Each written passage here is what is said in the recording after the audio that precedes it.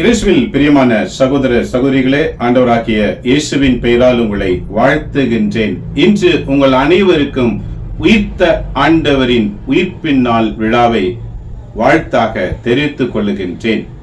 உயிர்த்த இயேசுவின் ஆசீர் நாம் அனைவரோடும் கூட இருப்பதாக. என் அன்புரிய மக்களே, உலகத்திலே எல்லாருக்கும் கல்லறைகள் உண்டு, இயேசுவுக்கும் கல்லறை உண்டு. ஆனால் எல்லா கல்லறைகளும் மூடப்பட்டிருக்கிறது, இயேசுவின் கல்லறை மட்டும் திறந்திருக்கின்றது. ஏன் தெரியுமா? அவர் இங்கு இல்லை. இன்றைக்கும் இயேசுவின் கல்லறை உலகத்திலே திறந்த வண்ணமாகவே இருக்கின்றது. நீ நானும் வழிபடக்கூடிய ஆண்டவர் இயேசு ஒரு மரித்து போன சாதாரண கல்லு, மண்ணு, மரம் இல்லை. அவர் உயிரோடு கூட எழுந்தவர், உயிரோடு நமக்காக எழுந்தவர், பாவத்துக்காக மரித்து நம் அனைவரையும் மீண்டும் பரிசுத்தத்தில் வழிநடத்தும்படி நமக்காக கல்லறையிலிருந்து உயிர்த்தெழுந்தார். அந்த உயிர்ப்பின் நாளை தான் இன்றைக்கு நாம் அனைவருமே சிறப்பிக்கின்றோம். அவற்றை எவ்வாறு மார்க்கு நற்செய்தியாளர் விவரிக்கின்றார் பாருங்க. மார்க்கு நற்செய்தி 16ஆம் அதிகாரம் 1 முதல் 7 முடிய வாக்கியங்களை தியானித்து பாருங்கள். விடியற் காலை நேரத்தில் மகதலேன் மரியாலும் யாக்கோபுடைய தாய் மரியாவும் சலோமியும் இயேசுவை காணும்படி விரைந்து செல்லுகின்றார்கள். எப்படியாவது கல்லறையிலே அவரை போய் காண வேண்டும். அவங்க சென்றவுடனே அங்கு கல்லறையானது திறந்திருக்கிறதை கண்டார்கள். ஆச்சரியப்பட்டார்கள். கல்லறை மூடியிருந்த கல் எவ்வாறு திறந்திருந்தது? உள்ளே வேகமாய் சென்றவுடனே அங்கு அவர்களுக்கு ஒரு செய்தி காத்திருந்தது. என்ன செய்தி பாருங்க. மார்க்கு நற்செய்தி 16:5 வாக்கியம். பிறகு அவர்கள் கல்லறைக்குள் சென்ற போது வெண் தொங்கலாடை அணிந்த இளைஞர் ஒருவர் வலப்புறம் அமர்ந்திருக்க கண்டார்கள். அவரை கண்டவுடனே திகிலுற்றார்கள். அவர் என்ன சொன்னார் பாருங்க. அந்த தூதன் அவர்களை பார்த்து, நீங்கள் திகிலுற வேண்டாம், சிலுவையில் அறையப்பட்ட நாசரேத்தூர் இயேசு நீங்க தேடுகிறீர்கள். அவர் உயிருடன் எழுப்பப்பட்டார். அவர் இங்கே இல்லை, இதோ அவரை வைத்த இடம் காலியா இருக்கின்றது என்று இந்த செய்தியை வானதூதர் இந்த மூவருக்கும் சொல்லுகின்றார்.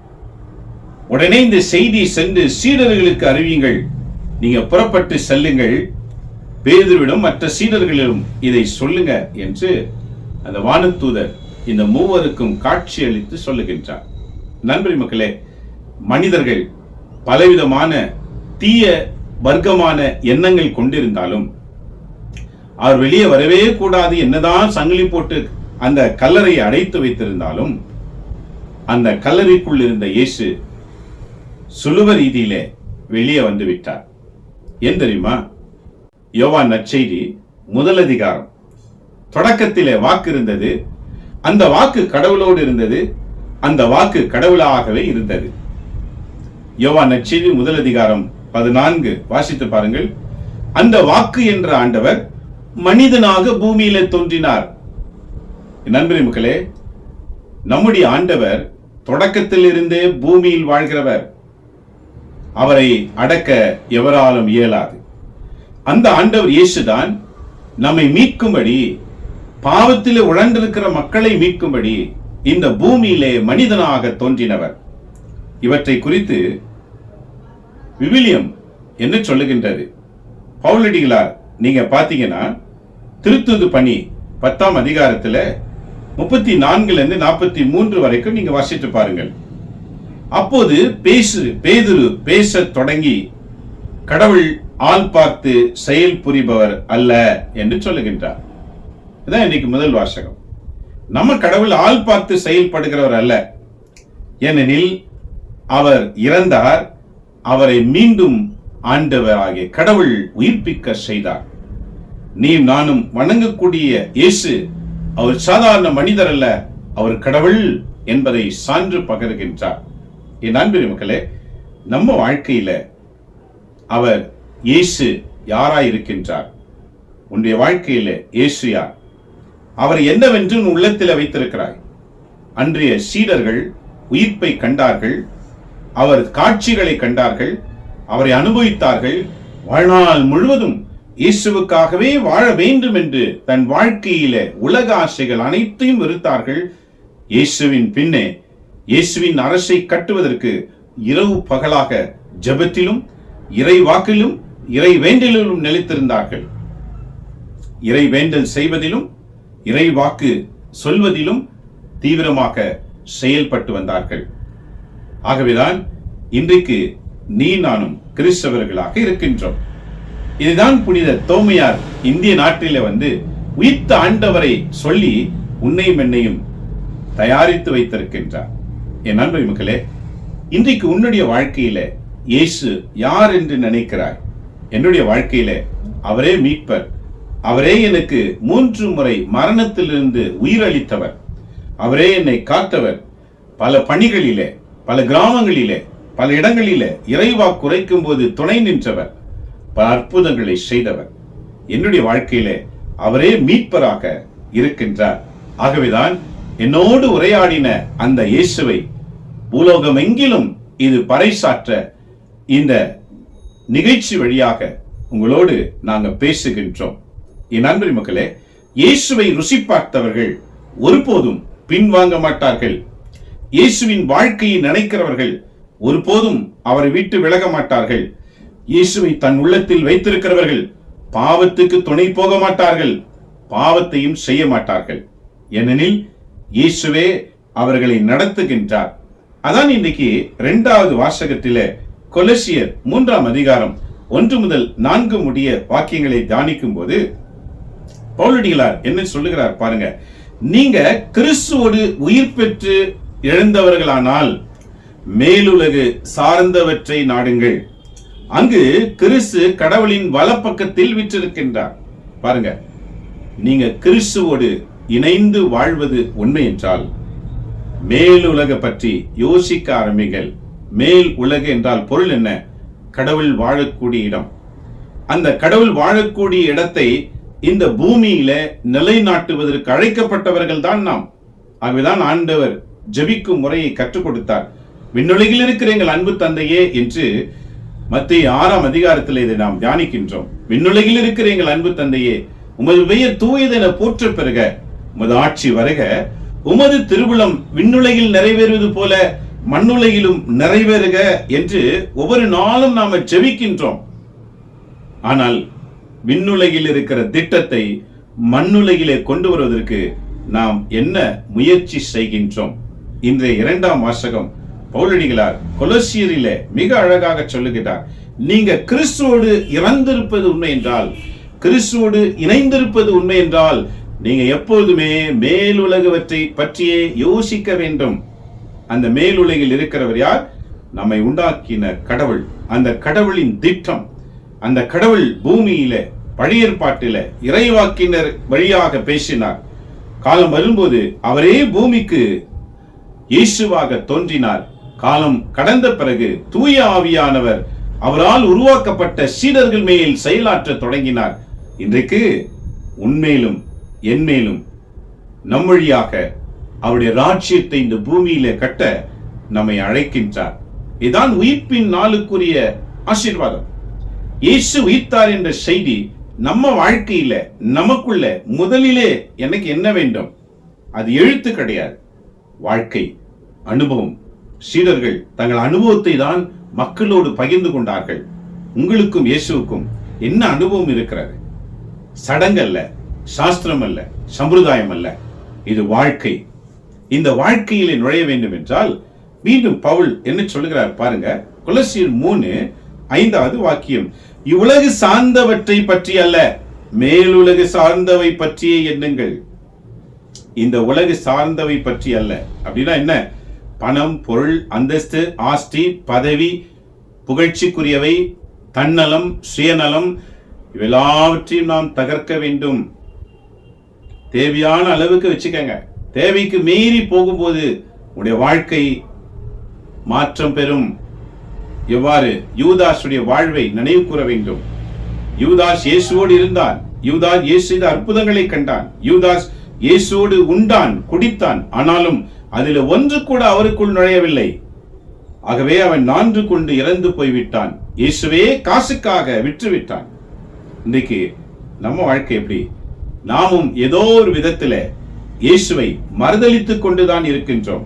ஒன்று பணத்தில் இருக்கலாம், இல்லை என்றால் பெருமையில் இருக்கலாம், இல்லை என்றால் கோபத்தில் இருக்கலாம், இல்லை என்றால் மன்னிக்க முடியாம வாழ்கிற வாழ்க்கையா இருக்கலாம், இல்லை என்றால் விட்டு கொடுக்காமல் இருக்கலாம்.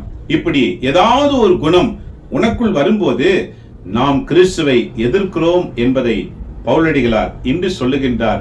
கீழுலகு சார்ந்தவற்றை எண்ணாதீர்கள், மேலுலகு சார்ந்தவற்றை எண்ணுங்கள்.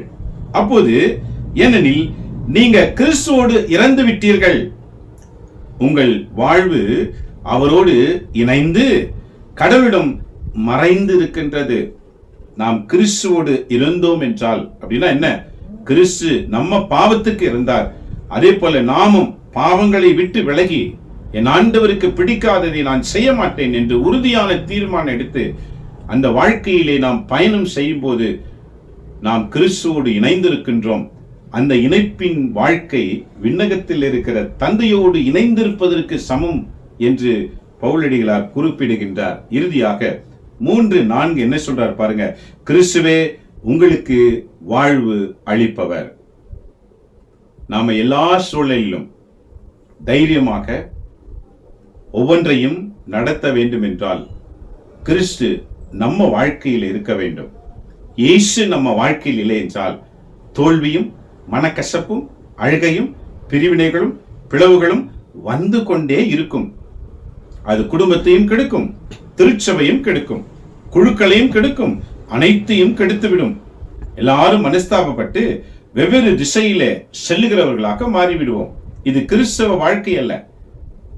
கிறிஸ்துவுக்காக பலரை அவரிடையில் கொண்டு வருகிற ஒரு வாழ்க்கை. ஆகவே என்ன முடிக்கிறார் பாருங்க. கிறிஸ்து உங்களுக்கு வாழ்வளிப்பவர். அவர் தோன்றும் பொழுது நீங்களும் அவரோடு மாட்சியில் பொருந்தியவராய் தோன்றுவீர்கள். அவர் உலகுக்கு மீண்டும் வருவார். எவ்வாறு விண்ணேற்றம் அடைந்தாரோ அதே போல் திரும்பவும் வருவார். அவர் வரும்போது அவருக்காக உழைத்தவர்கள், அவருடைய வாக்குக்காக வாழ்ந்தவர்கள், அவர் வாக்குக்காக தன்னையே இழந்தவர்கள், கடவுள் வாக்கை நிறைவேற்றுவதற்கு எவரெல்லாம் தன் வாழ்க்கையே அர்ப்பணித்தார்களோ அத்தனை பேரும் அவரோடு கூட வருவார்கள். இதை கேட்ட நண்பரி மக்களே, நீ நானும் இதை நினைவு கூற வேண்டும். நம்ம இயேசு ஒரு கல்லு மண்ணு மரம் கிடையாது.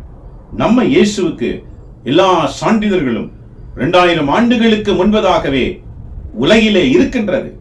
நம் ஆண்டவருக்கு உருவாக்க வேண்டியது தேவையில்லை, உருவாகி இருக்கிறது.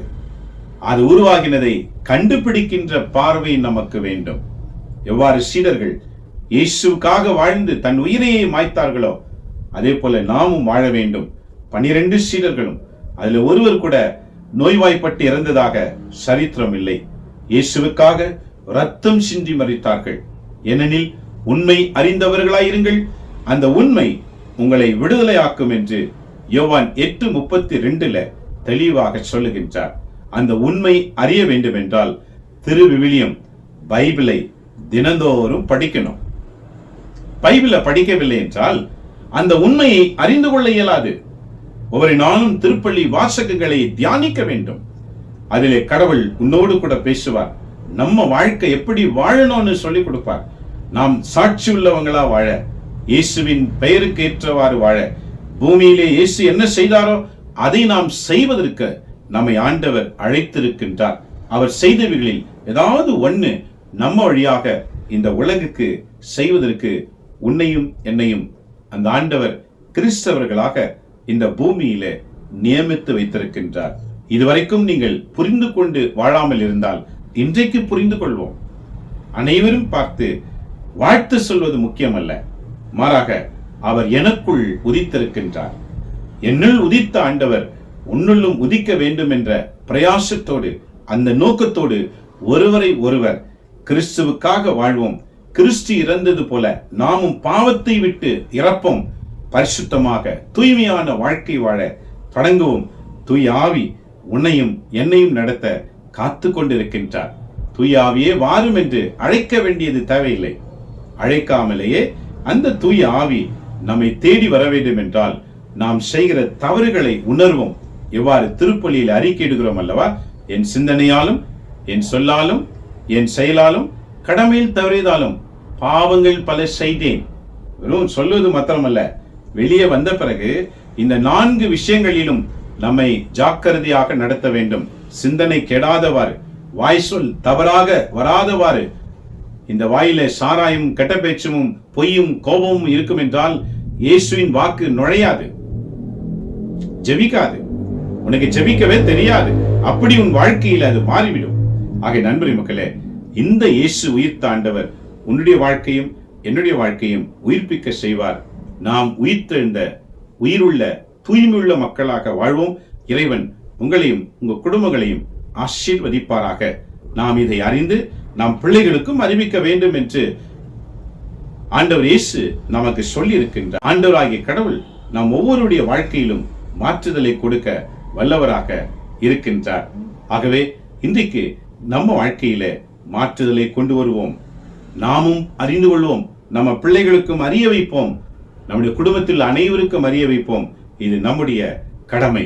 நாமும் தெரியாமல், நம்ம குடும்பத்துக்கும் தெரியாமல் ஒரு சாதாரண கிறிஸ்தவர்களாக வாழ்வோம் என்றால் அது பயனற்ற வாழ்க்கையாக மாறிவிடும். ஆகவே உயிர் தாண்டவரை நம் உள்ளத்தில் நிறுத்தி ஒவ்வொரு நாளும் அவர் கற்றுக் கொடுத்த பைபிள் என்ற வாக்கை தினந்தோறும் படித்து அவருடைய மக்களாக பூமியிலே வாழ்வோம். அவருடைய அரசு இந்த பூமியிலே கட்டுவதற்கு நீங்க ஒரு செங்கலாக, ஒரு சிமெண்டாக, ஏதோ ஒரு கருவியாக உள்ளே நுழையுமாறு உங்களை அழைக்கின்றோம். செபிப்போமா? எங்கள் அன்பு தந்தை இறைவா, இந்த நாள் நேரத்திற்காக உமக்கு நன்றி. இன்று உலகமே உம்முடைய உயிர்ப்பின் நாளை சிறப்பித்துக் கொண்டிருக்கின்றது. இந்த உயிர்ப்பு நாளை சிறப்பிக்கிற இந்த நாளிலே அது வெறும் சாதாரண விழாவாக மாறிவிடாமல் ஒவ்வொரு வாழ்க்கையிலும் உணர்கின்ற, அது உணர்ந்து செயலாற்றுகின்ற ஒரு நல்ல கிறிஸ்தவ வாழ்க்கை நீர் உருவாக்குமாறு உம்மை நோக்கி மன்றாடுகிறோம். ஆண்டவரே, இன்றைக்கு உலகில் இருக்கிற அனைத்து கிறிஸ்தவர்களையும் நினைவு கூறுகிறேன். ஒவ்வொருவர் கிறிஸ்தவர் வாழ்க்கையிலும் உயிர்த்த ஆண்டவர் எனக்குள் இருக்கிறார் என்ற அந்த உள்ளார்ந்த ஒரு எண்ணத்தை ஒவ்வொருவருக்குள்ளும் உருவாக்குவீராக. குடும்பமாக முதல் நூற்றாண்டிலே எவ்வாறு கணவன், மனைவி, பிள்ளைகள் குடும்பமாக உமக்காக ரத்தம் சிந்தி நம்முடைய வாக்குகளை நிறைவேற்றினார்களோ, அதே போன்று இந்த 2024ஆம் ஆண்டிலும் எழும்பியிருக்கிற அனைத்து உலக கிறிஸ்தவர்களும் நம்முடைய வாக்குக்கு கட்டுப்பட்டு அதற்கேற்றவாறு வாழ்கிற குணத்தை ஒவ்வொருவருக்கும் தருமாறு உம்மை நோக்கி மன்றாடுகின்றோம். இறைவா, எங்க விண்ணப்பத்திற்கு செவி சாய்த்து எங்க அனைவரையும் உமது வழியிலே நடத்துவீராக. என்னோடு இணைந்து செபிக்கிற ஒவ்வொரு குடும்பத்தையும் நீர் ஆசீர்வதியும். அங்க வீட்டில் உள்ள பிள்ளைகளை நீங்க ஆசீர்வதியும், உங்க வீட்டை ஆசீர்வதியும். அவையானவர் ஒவ்வொருவரையும் நடத்துவாராக. நீரே தொடர்ந்து காத்து நடத்துமாறு எங்கள் ஆண்டவர் இயேசுவின் பெயரால் வேண்டி உமது ஆசிரை, உமது அருளை நாங்கள் அனைவருமே பெற்றுக்கொள்கிறோம். எங்க நல்ல தந்தையே, ஆமேன்.